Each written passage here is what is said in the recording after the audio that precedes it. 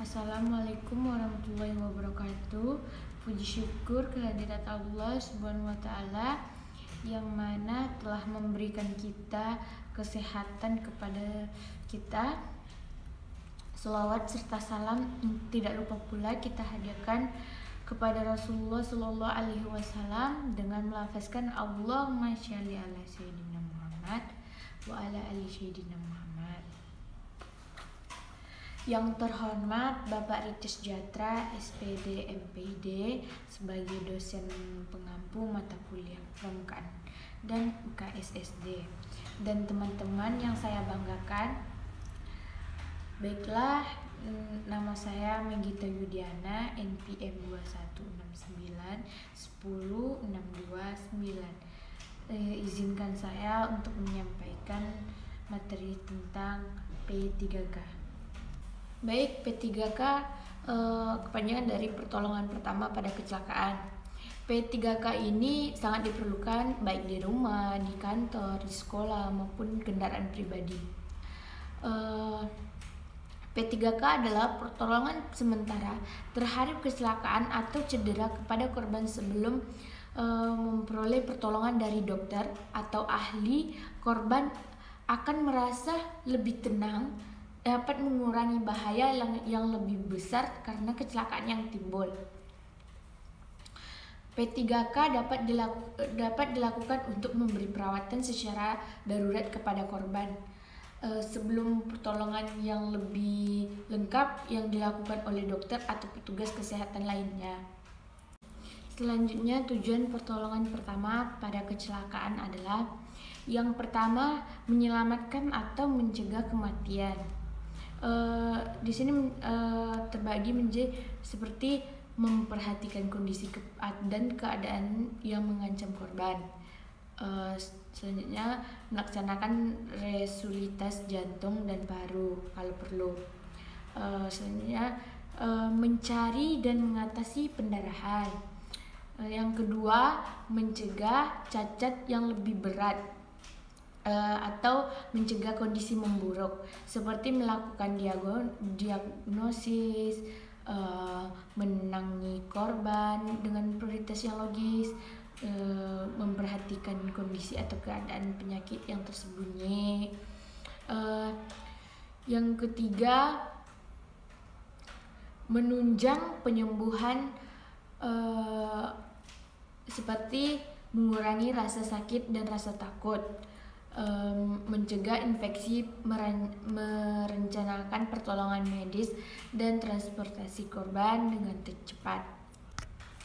Baiklah, selanjutnya ada tindakan-tindakan dalam P3K, yaitu tindakan-tindakan yang harus dilakukan dalam P3K.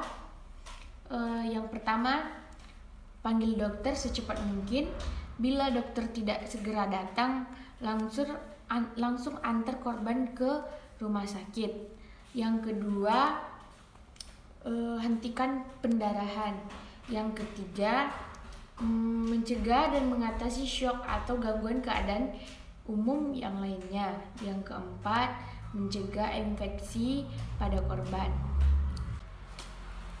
Selanjutnya, prinsip-prinsip P3K. Prinsip-prinsip atau sikap melakukan usaha pertolongan pertama pada kecelakaan sebagai berikut. Yang pertama, bersikap tenang dan tidak panik. Yang kedua, berikan pertolongan dengan cara yang cepat dan tepat.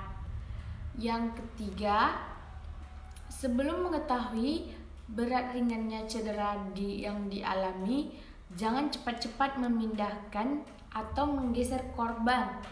Yang keempat, jika ada luka, diusahakan segera tidak melihatnya, sebab dapat membuat korban menjadi panik.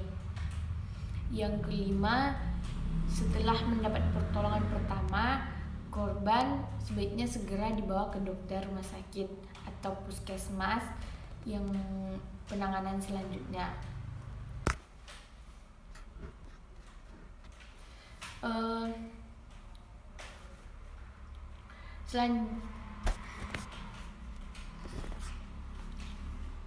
Selanjutnya, peralatan atau perlengkapan P3K yang perlu dipersiapkan.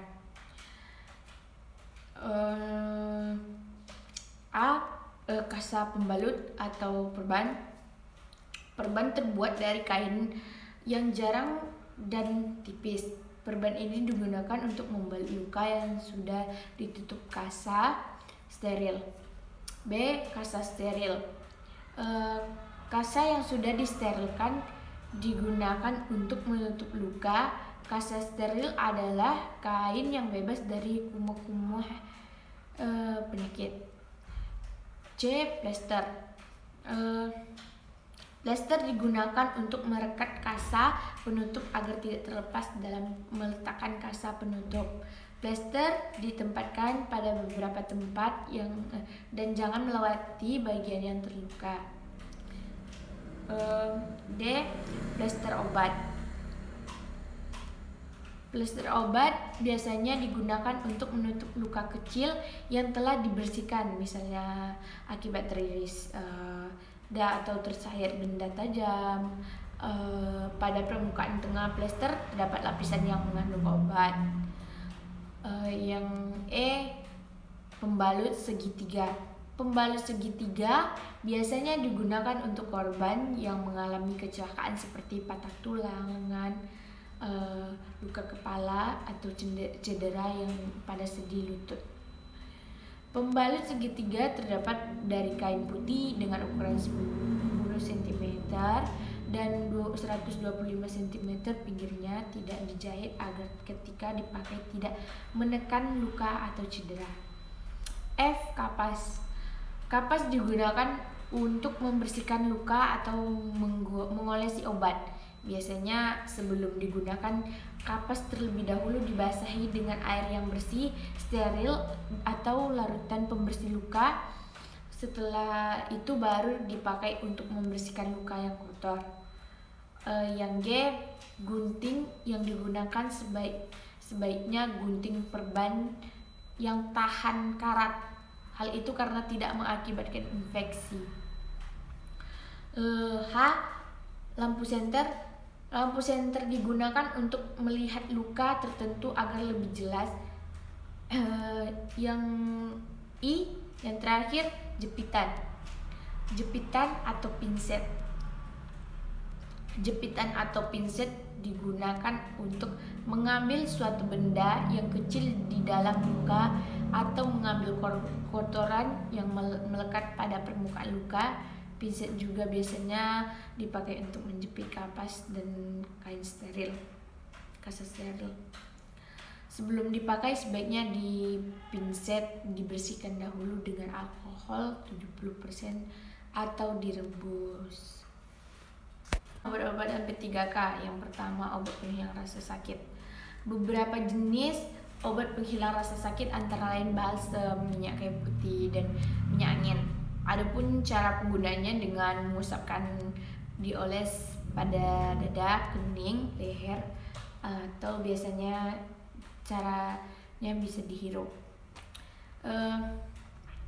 Kegunaan untuk manfaat yang ditimbulkan antara lain memberi rasa segar, menghilangkan rasa sakit, melonggarkan pernafasan, atau menghangatkan tubuh.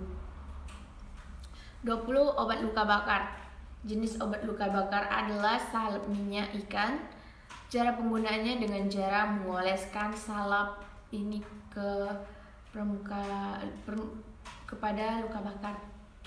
Manfaat yang ditimbulkan pada luka bakar yang kecil dan ringan sangat efektif pada cepat sembuh. Yang ketiga, obat luka ringan. Jenis obat pada luka ringan ialah lodinfovit.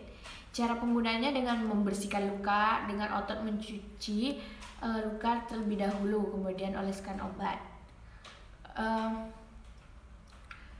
Manfaat kegunaannya adalah mempercepat penyembuhan pada luka yang ringan seperti tersayat benda tajam dan menghindari luka dari kotoran agar tidak terinfeksi. Yang keempat, obat penyandar orang pingsan. Jenis obat pada luka ringan ialah amoniak cair 25% AEUD colen. Cara penggunaannya dengan membasahi kapas dan amonik atau decolge. Kemudian dekatkan kapas atau berikan kepada hidung korban dan hirup sampai korban sadar. Yang kelima, obat pencuci luka. Jenis obat pada luka ringan yang bisa digunakan ialah antiseptik, alkohol 70%, dan bau water. Adapun penggunaannya dengan cara membasahi kapas dan larutan antiseptik, alkohol, dan bros. Baik, sekian penjelasan dari saya tentang P3K tadi. Saya Megita Yudiana pamit undur diri. Bye bye, thank you. Assalamualaikum. Terima kasih.